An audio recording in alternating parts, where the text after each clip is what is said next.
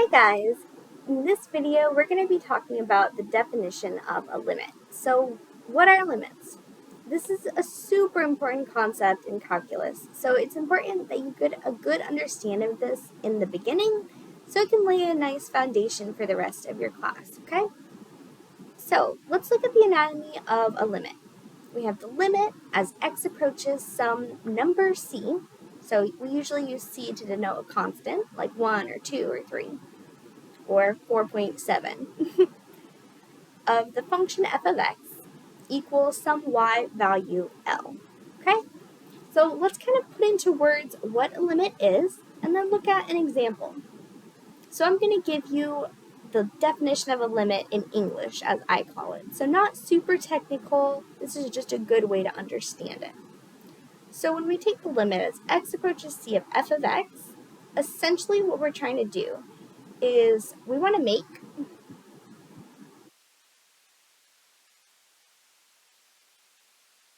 our function f of x as close to L as possible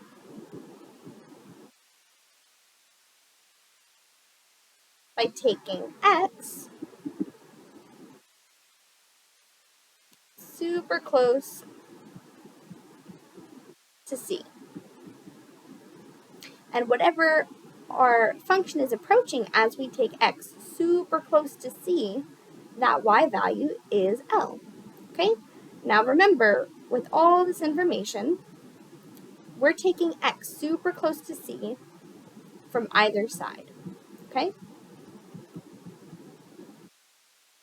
So that's the left-hand side and the right side of the limit need to be approaching the same value f of for that y value to be our limit.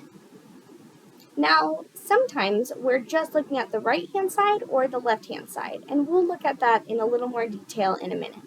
For now, let's look at an example of taking a limit. So say we have a function, and let's draw a little graph here. Do a simple parabola.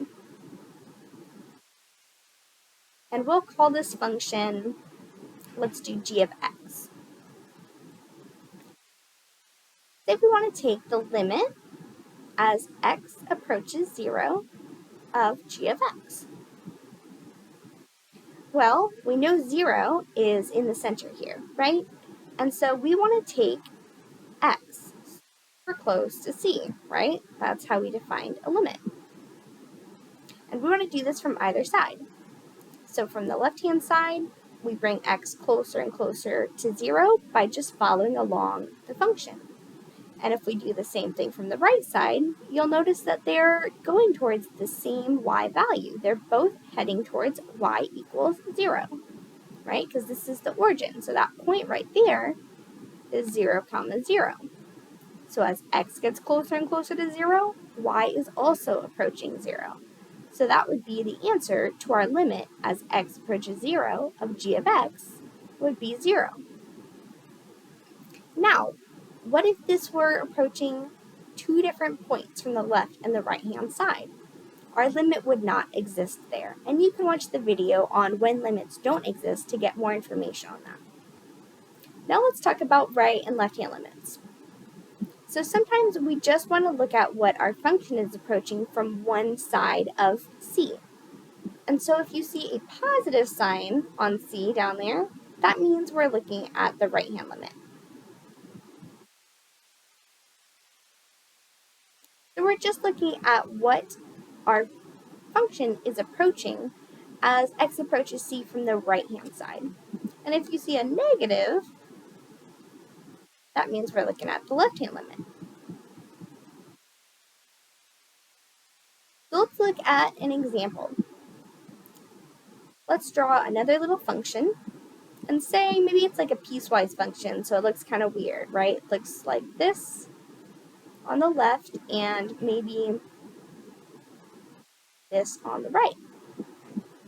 And let's go ahead and put some labels on our axis. So on the y-axis, let's do 1, 2, 3, 4. And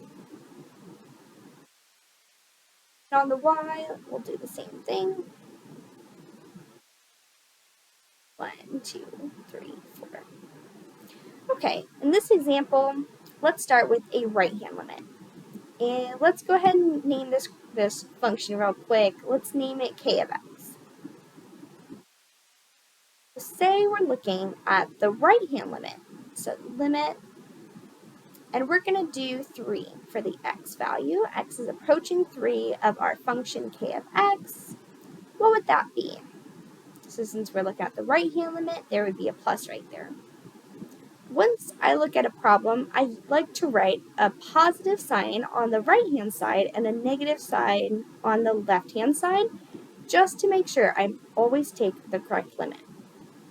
So if we look at our function and we're approaching 3 from the right-hand side, so we're going towards 3, what is our y value approaching? Well, it looks like we're approaching 4.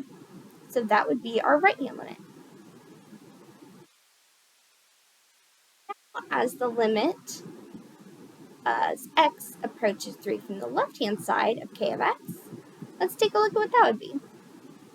So we're going to do the same thing. We're just going to follow the limit like a track, but this time from the left-hand side.